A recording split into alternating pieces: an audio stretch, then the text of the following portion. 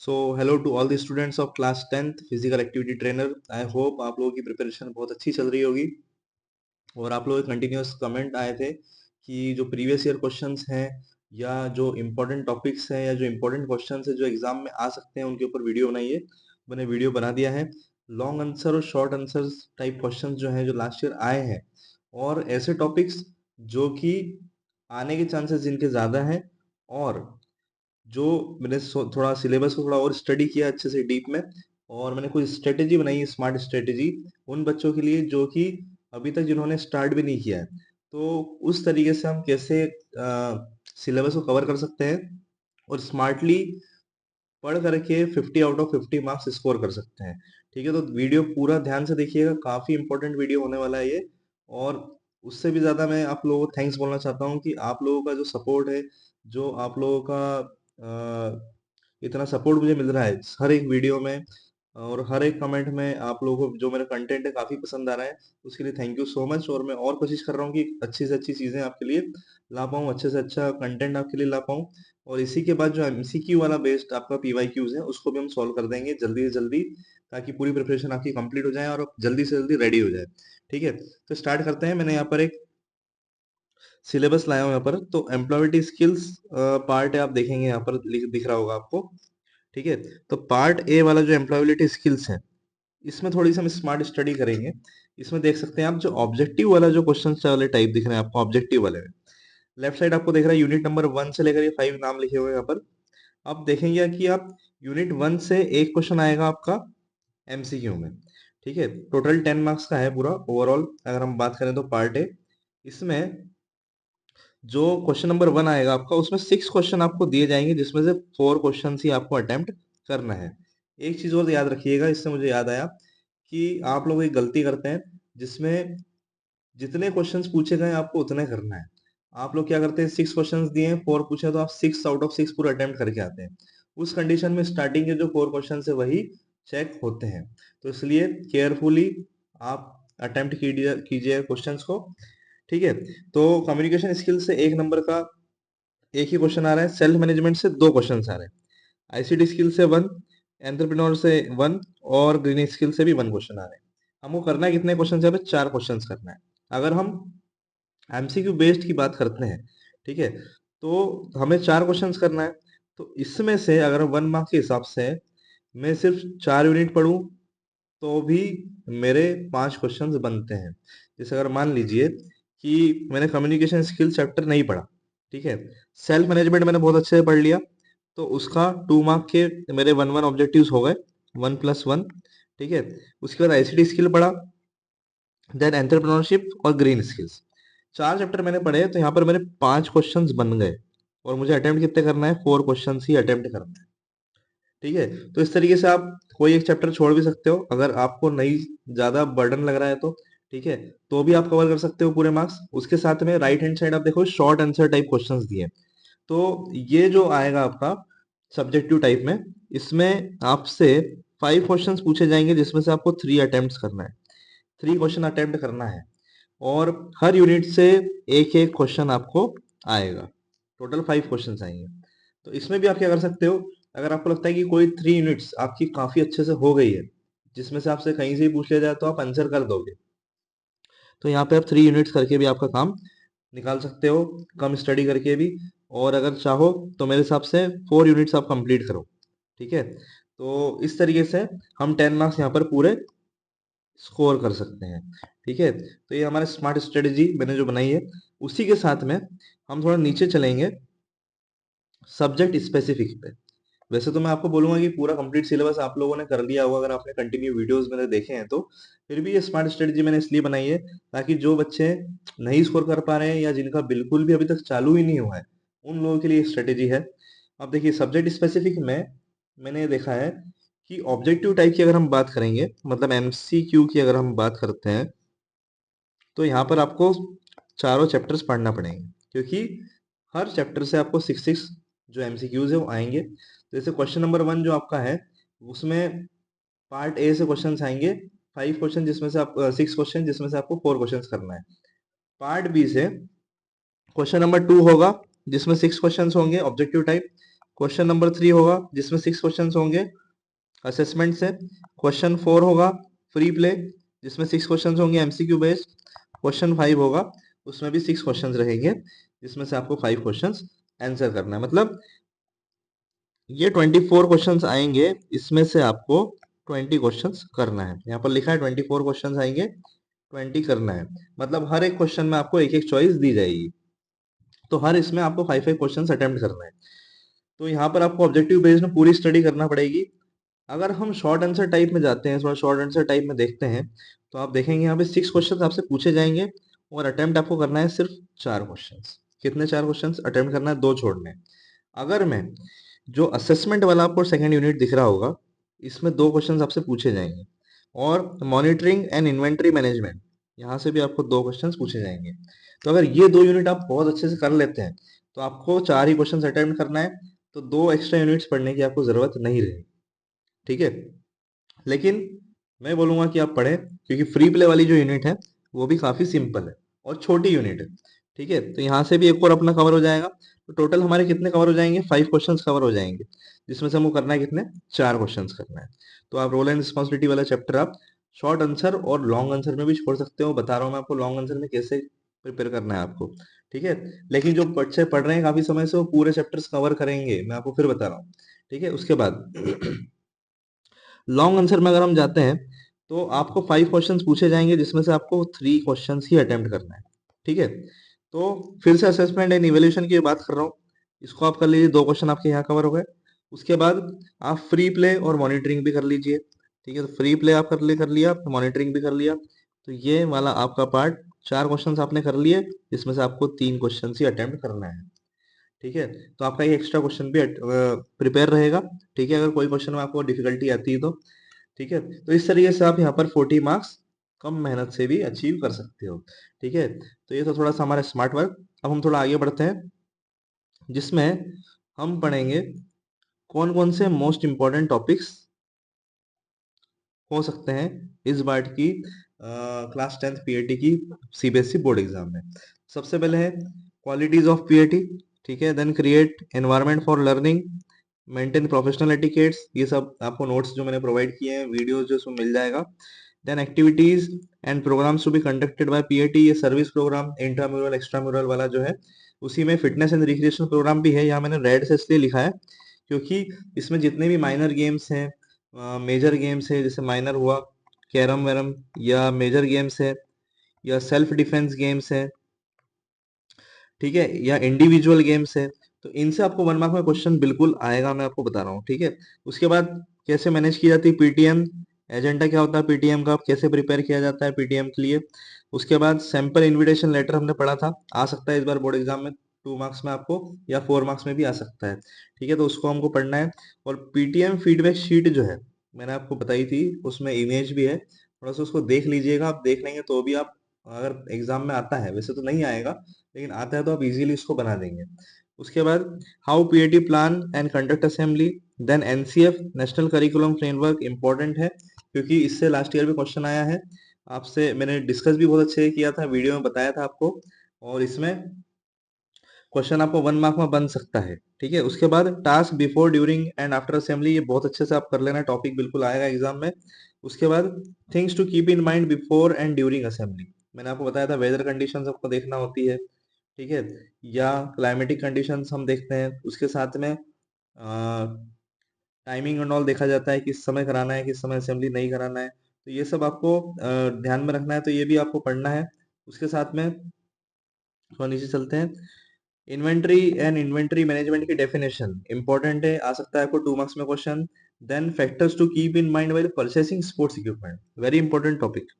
जो फैक्टर्स होते हैं हम जब भी स्पोर्ट्स इक्विपमेंट खरीदते हैं, मॉनिटरिंग एंड इन्वेंट्री मैनेजमेंट से क्वेश्चन है, ये टॉपिक है। तो इसमें बजट हुआ आपका, ग्रुप साइज हुआ, इंफ्रास्ट्रक्चर हुआ, उसके बाद इंडस्ट्री स्टैंडर्ड हुआ, तो इस बारे में आपको काफी अच्छे से पढ़ लेना है। Then list and use of commonly use props and equipment important है, 1 मार्क में क्वेश्चन इसमें से आएंगे बहुत सारे। ठीक है, मतलब 2-3 क्वेश्चन इसमें से बन सकते हैं।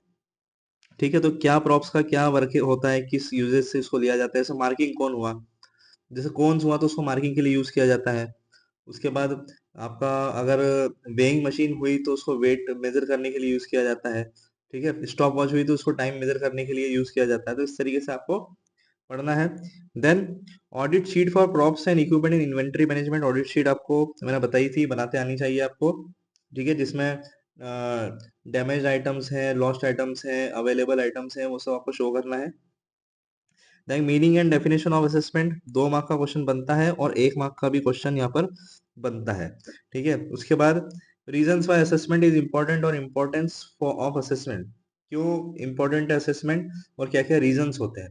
ठीक है, तो ये भी आपको पढ़ना है। उसके बाद difference between assessment and evaluation, क्या डिफरेंस बिटवीन होता है असेसमेंट और इवेल्युएशन, ये इंपॉर्टेंट टॉपिक है, एग्जाम में आएगा 4 नंबर में। उसके बाद टाइप्स ऑफ इवेल्युएशन, 2 नंबर या तो 4 नंबर में आपसे पूछा जाएगा, फॉर्मेटिव, समेटिव और डायग्नोस्टिक के बारे में। और इवोल्यूशन की डेफिनेशन भी याद रखना है आपको। उसके साथ में हेल्थ रिलेटेड और skill related fitness component, important topic, board exam में बिल्कुल पूछा जाएगा इसके बारे में। ठीक है, उसके बाद preparation of sample assessment report, last year question आया था, 6 ग्रेड के लिए बनाना थी और मैंने सैंपल असेसमेंट रिपोर्ट आपको बताई भी है, आपके पीडीएफ नोट्स में भी मिल जाएगी आपको। ठीक है, तो वही की वही रिपोर्ट आपको बना करके आना है। देन फ्री प्ले की definition, then sports games and play, very important, आएगा इसमें से क्वेश्चन 1 मार्क में भी और 2 मार्क्स में भी। ठीक है, उससे ऊपर क्वेश्चन नहीं आएगा। Then structured and unstructured play के डिसएडवांटेज, एडवांटेजेस और डिफरेंस। ठीक है, तो ये भी आपको ध्यान से पढ़ना है। और लेसन प्लान फ्री प्ले के लिए डिस्कवरी प्ले वाला मैंने ऑलरेडी आपको पीडीएफ में प्रोवाइड किया हुआ है, उसको आप अच्छे से पढ़ लीजिएगा। तो क्वेश्चन जब इस तरीके से आता है कि prepare lesson plan for free play activities, तो आपको वो लेसन प्लान प्रॉपरली बना देना है। अब PYQs, short answer type, 2 marks के, जो ऑलरेडी बोर्ड एग्जाम्स में आ चुके हैं, लास्ट 3 इयर्स के क्वेश्चंस हैं ये। तो ब्लू से जो मैंने लिखा हुआ है वो है आपके पार्ट ए से, और ब्लैक से जो लिखे हैं वो आपके पार्ट बी से। ठीक है, तो ध्यान से देखिए। तो right any 2 types of verbal communication with examples पूछा सबसे पहले क्वेश्चन में। तो इसमें इंटरपर्सनल, रिटर्न या स्मॉल ग्रुप, पब्लिक कम्युनिकेशन, ये सब आएगा इसमें। उसके बाद elucidate how an entrepreneurs help society, entrepreneur कैसे हेल्प करता है सोसाइटी में। तो इसमें आपका इन्वायरमेंट सेव करता है, वो मनी प्रोवाइड करता है स्कूल्स और हॉस्पिटल्स बनाने के लिए, जॉब्स क्रिएशन करता है। ठीक है, इसी के पहले क्वेश्चन नंबर 1 आप देखेंगे वर्बल कम्युनिकेशन। तो अगर पिछली बार पूछा गया था वर्बल, तो हो सकता है इस बार नॉन वर्बल पूछ लिया जाए।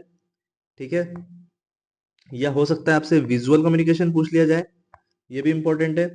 या एक क्वेश्चन है उसमें 7 C's जो होते हैं, जिसमें कंसाइज है, क्लियर है, कॉन्क्रीट है, कंप्लीट है, तो उसको भी थोड़ा सा आप देख लीजिएगा। और एक होता है types of feedback, positive, negative, very important है, 2 मार्क में आपको क्वेश्चन पूछा जा सकता है बोला। ठीक है, तो वो भी आप पढ़ लीजिएगा। उसके बाद क्या क्या फंक्शंस होते हैं कंट्रोल की से, क्वेश्चन नंबर 3। तो जितनी भी कंट्रोल कीज होती है उनके सब स्पेशल फंक्शंस होते हैं, जैसे शिफ्ट शिफ्ट कीज हुई, स्पेस बार हुआ या कैप्स लॉक हुआ, तो ये सब स्पेशल फंक्शंस प्रोवाइड करते हैं, परफॉर्म करते हैं अकॉर्डिंग टू द कंडीशन।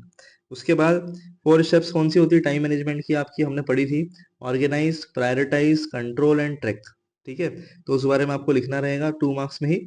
और गोल सेटिंग जो है, एक गोल सेटिंग भी इंपॉर्टेंट टॉपिक है इसमें, गोल सेटिंग, जिसमें स्मार्ट मेथड हमने पढ़ी थी। ठीक है, वो भी आप थोड़ा ध्यान से पढ़ लीजिएगा। उसके बाद enlist any 2 problems related to sustainable development, sustainable development में कौन कौन सी प्रॉब्लम हमने पढ़ी थी, फूड, वाटर और फ्यूल के बारे में, तो वो आप देख लीजिएगा।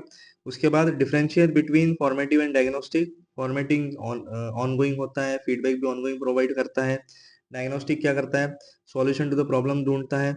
उसके बाद रेमेडियल एक्शंस के थ्रू प्रॉब्लम को सही भी करता है, स्ट्रेंथ एंड वीकनेस भी हमारी उसमें हम पता कर पाते हैं। तो इस तरह के क्वेश्चन यहाँ पर दिए हुए हैं, तो आपको ध्यान से देखना है, आपने मोस्टली पढ़ लिए होंगे, तो इसमें जो क्वेश्चन नहीं आ रहा है उसको आप अच्छे से प्रिपेयर कर लीजिएगा, तो काफी अच्छी प्रिपरेशन आपकी हो जाएगी। आपको पता रहेगा किस बेस पे क्वेश्चन बनता है। ठीक है, देन डिसएडवांटेजेस और एडवांटेजेस क्या है फ्री प्ले के, देन कोऑर्डिनेशन और बैलेंस क्या होता है, उसके बाद इंपॉर्टेंस क्या है इन्वेंटरी मैनेजमेंट का, ये भी आपको लिखना रहेगा। ठीक है, अच्छे से पढ़ लीजिएगा। देन एनलिस्ट करना इक्विपमेंट जो कि फ्लेक्सिबिलिटी और वेट के लिए होते हैं, तो वेट के लिए वेइंग मशीन, फ्लेक्सिबिलिटी के लिए सीट एंड रीच बॉक्स आता है, सीट एंड रीच बॉक्स। ठीक है, तो वो भी आपको ध्यान रखना है, सीट एंड रीच बॉक्स या सीट एंड रीच टेस्ट से भी आप, वैसे इक्विपमेंट पूछा है तो आपको सीट एंड रीच बॉक्स आएगा यहाँ पर। जस्ट अ मिनट, ठीक है, सिट एंड रीच बॉक्स।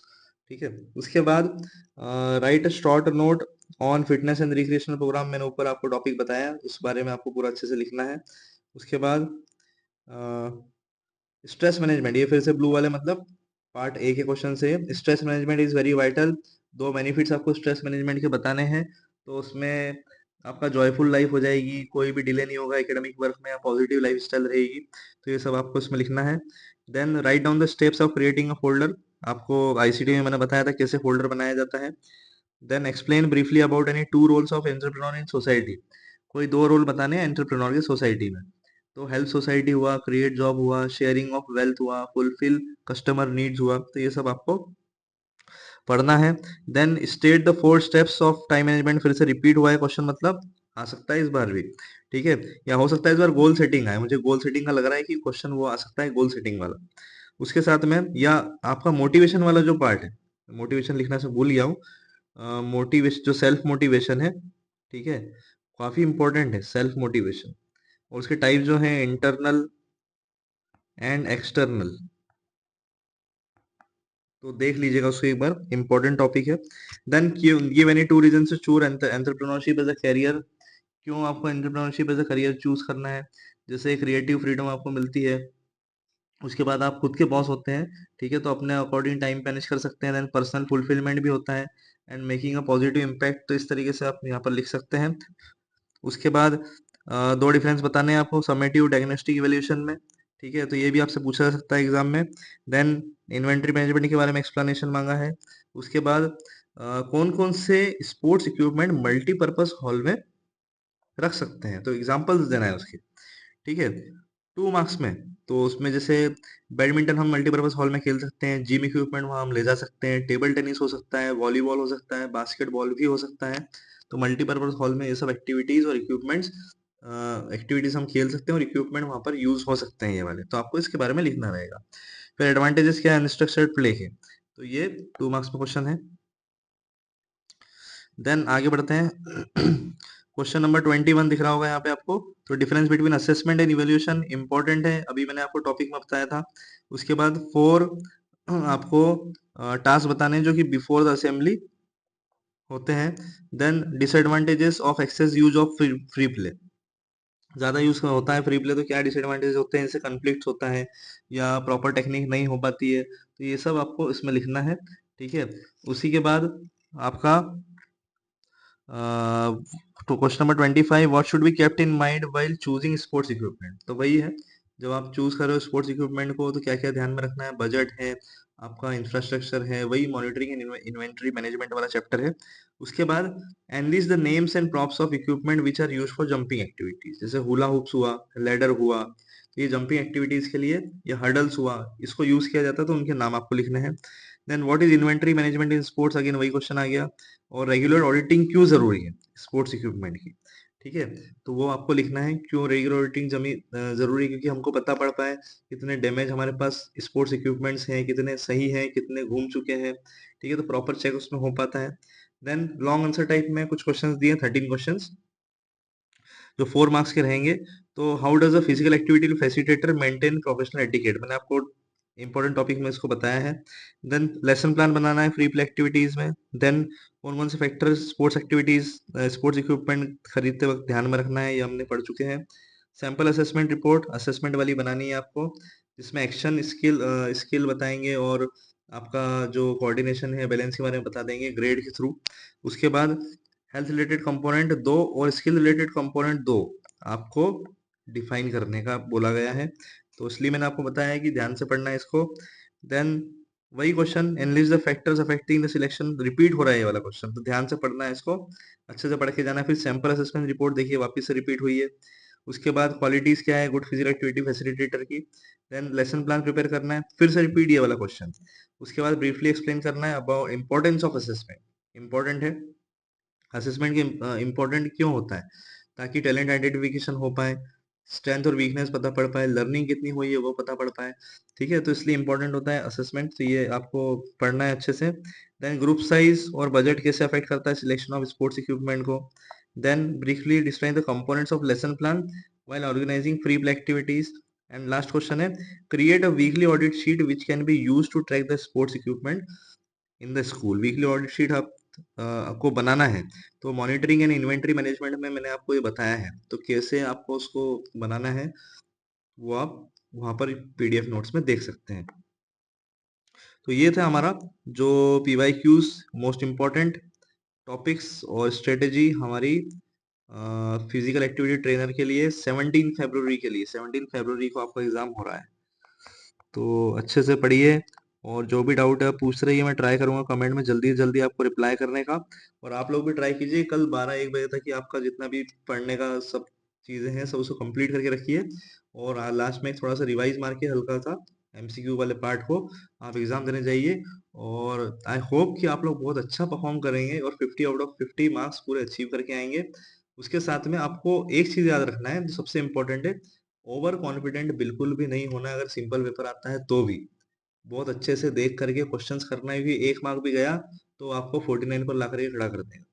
ठीक है, तो इसलिए 50 ऑफ 50 मैं आप लोगों से एक्सपेक्ट कर रहा हूँ, क्योंकि मैंने भी बहुत मेहनत की है, कोशिश की है कि आपको अच्छे से अच्छा कंटेंट, नोट्स, एमसीक्यू सभी प्रोवाइड करें। तो आप लोगों की बारी है अब कि आप लोग अच्छे से परफॉर्म करें बोर्ड एग्जाम में और अच्छे से अच्छे नंबर लेकर के आए। ठीक है, तो थैंक यू। वीडियो अच्छा लगा हो तो लाइक कीजिए, शेयर कीजिए, सब्सक्राइब कीजिए अपने फ्रेंड्स के साथ। और तब तक के लिए बाय बाय। नेक्स्ट वीडियो में मिलते हैं हम एमसीक्यू वाले पार्ट में। ठीक है, तो थैंक यू।